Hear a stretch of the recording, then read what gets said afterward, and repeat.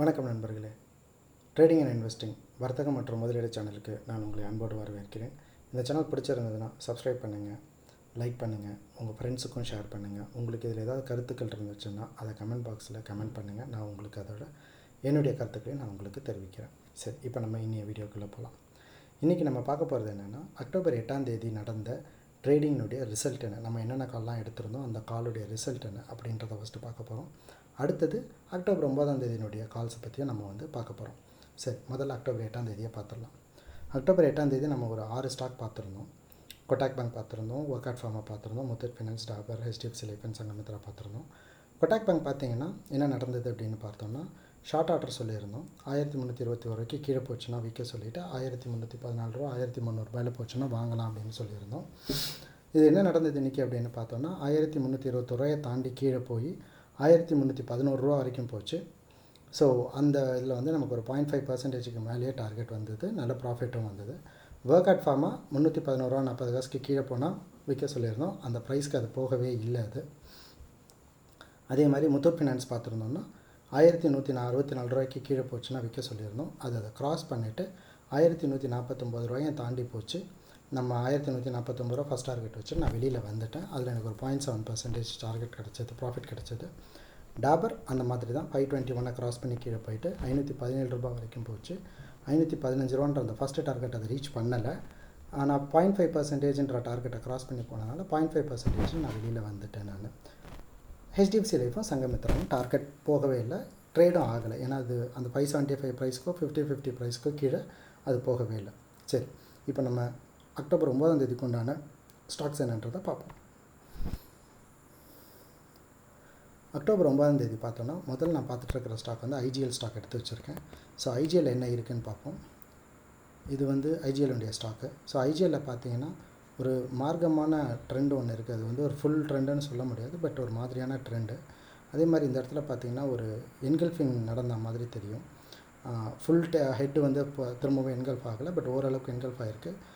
வால்யூமும் பார்த்தோன்னா நம்ம அந்த ட்ரெண்டில் இருக்கிற வால்யூம் பேட்டர்னில் இருக்கிற வால்யூமும் ரொம்ப கம்மியாக இருக்கனால அது ரொம்ப கம்மியான மார்க் கொடுக்கலான்ட்டு இருக்கேன். பட் இருந்தாலும் இதையும் ஒரு கன்சிடரபுளாக எடுத்து என்ன நடக்குதுன்னு பார்க்கலாம் அப்படின்னு வச்சுருக்கிறதுனால இதோடைய ப்ரைஸஸ் பற்றி நம்ம அடுத்து பார்ப்போம். இதில் பார்த்தோம்னா இந்த ப்ரைஸ் நம்ம 394 ரூபாய்க்கு மேலே, அதாவது 394க்கு மேலே போச்சுன்னா வாங்கிட்டு, இதோடைய டார்கெட் ஃபஸ்ட்டு டார்கெட்டாக 396, 0.5% 396ங்கிறது 396 ஃபஸ்ட் டார்கெட்டும், செகண்ட் டார்கெட் 400க்கும் பார்த்துருக்கேன். இதோடைய ஸ்டாப் லாஸ் 383ல் ஸ்டாப் லாஸ் வச்சுட்டு வெளில வந்துடலாம்.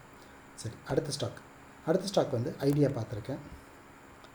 ஐடியா ரொம்ப விலை கம்மியான ஸ்டாக் தான், வால்யூம் ஓரளவுக்கு தான் போயிட்டுருக்கு. அதனால் இன்றைக்கி நம்ம பேட்டர்னு பார்த்தோன்னா நல்ல ஒரு ட்ரெண்டு. அந்த ட்ரெண்டில் ஒரு என்கல்ஃபிங்கும் ஃபுல்லாக நடந்திருக்கு. டெயில் மட்டும்தான் என்கல்ஃப் ஆகலை, பட் இருந்தாலும் என்கல்ஃபிங் நல்லா வந்திருக்கு. வால்யூம் சொல்கிற அளவுக்கு இல்லை, ஏன்னா ட்ரெண்டில் இருக்கிற வால்யூமோட பேட்டர்னில் இருக்கிற வால்யூம் கன்சிடரபுளாக கம்மியாக தான் இருக்குது. பட் இதையும் நம்ம பொட்டென்ஷியலாக எடுக்கலாம். ஸோ இந்த ஸ்டாக்கினுடைய ப்ரைஸிங் நிலவரத்தை பார்க்கலாம்.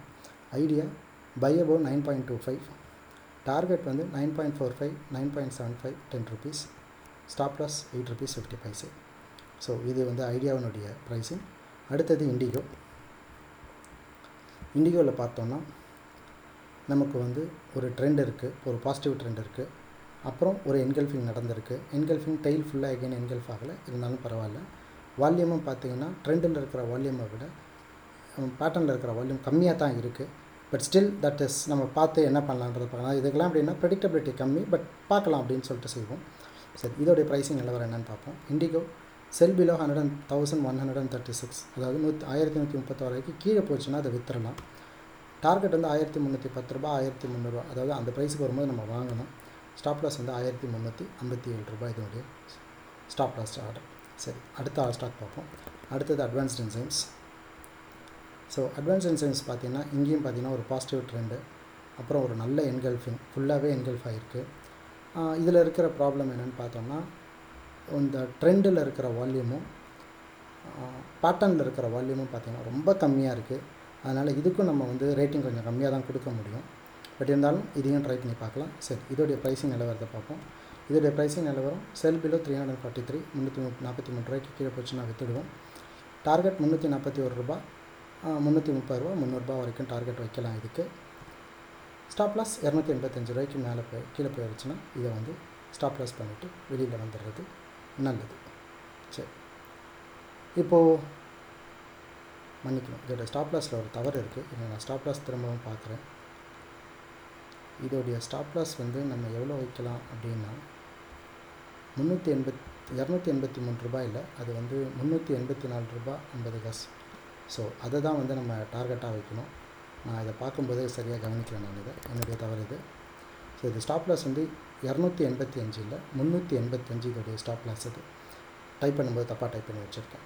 சரி, இப்போ இன்றைக்கி இன்னொரு விஷயம் வந்து நிஃப்டியில் நடந்தது. இன்றைக்கி வந்து இன்னொரு முக்கியமான விஷயம் என்ன பார்த்தோம் அப்படின்னு கேட்டோம்னா, இன்றைக்கி வந்து ஆப்ஷன்ஸ்னுடைய க்ளோசிங் டே அப்படின்னு சொல்லக்கூடிய ஒரு டே. நிஃப்டி கேண்டிலில் பார்த்தோன்னா இன்றைக்கி என்ன நடந்திருக்கு அப்படின்னு பார்த்தா, ஒரு நல்ல பாசிட்டிவ் ட்ரெண்ட் கடந்த ஒரு 5-6 ஒரு 7 8 10 நாள் கிட்ட நடந்திருக்கு. அதுக்கப்புறம் இன்றைக்கி பார்த்தீங்கன்னா ஒரு இன்வெர்டட் ஹேமர் மாதிரி ஃபார்ம் ஆகிருக்கு. ஆனால் டெய்ல் கொஞ்சம் பெருசாக இருக்குது. ஸோ இதை இன்வெர்டட் ஹேமர்னு சொல்கிறத விட டோஜின்னு சொல்கிற மாதிரியும் ஃபார்ம் ஆகிருக்கு. இந்த மாதிரி ஒரு கேண்டில் ஃபார்ம் ஆகிருக்குன்னா இந்த பேட்டர்ன் வந்து இப்போ ரிவர்ஸ் ஆக போகுதுன்னு அர்த்தம். ஸோ இந்த பாசிட்டிவ் ட்ரெண்ட் திரும்பவும் நெகட்டிவ் ஆகிறதுக்கு சான்ஸ் இருக்குது. இதை கன்ஃபார்மாக சொல்ல முடியாது, இப்போதைக்கு ட்ரெண்ட் ஆகிறதுக்கு சான்ஸ் இருக்குது. இன்னொரு விஷயம், இப்போதைக்கு அது வந்து ஒரு ரெசிஸ்டன்ஸில் நின்றுக்கிட்டு இருக்குது. இந்த ரெசிஸ்டன்ஸ் அது பிரேக் பண்ணி மேலே போகிறதுக்கு சான்சஸ் கம்மியாக இருக்குது. ஸோ வர காலத்தில் நிஃப்டினுடைய இண்டெக்ஸ் வந்து குறையறதுக்கு உண்டான சான்சஸ் கொஞ்சம் ஜாஸ்தியாகவே இருக்குது. இது நான் உங்கள் கூட பகிர்ந்துக்கணும்னு நினச்சேன். இதுதான் நாளைக்கு நான் பண்ண போகிற ட்ரேடிங்கினுடைய இன்ஃபர்மேஷன்ஸ்.